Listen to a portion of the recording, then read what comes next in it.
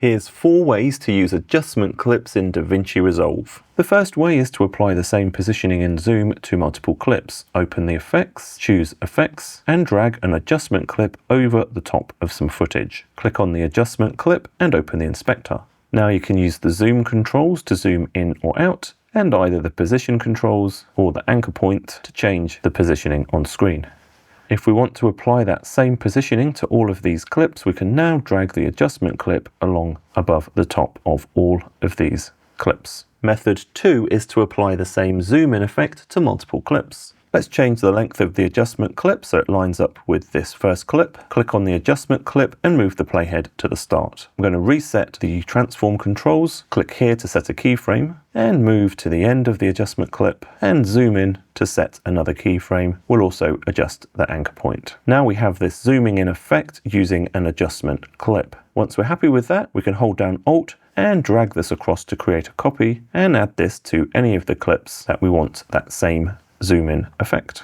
The third way to use an adjustment clip is to use it to apply the same configured effect over multiple clips. We'll go and drag a brand new adjustment clip down here. We can right click on this and change the clip color just to differentiate it from the other adjustment clips. Let's say we want to have the same effect where I'm talking. We've still got the effects open, so let's go and apply the CCTV effect to this adjustment clip. I'm just dragging over the adjustment clip and letting go. We can go and configure this.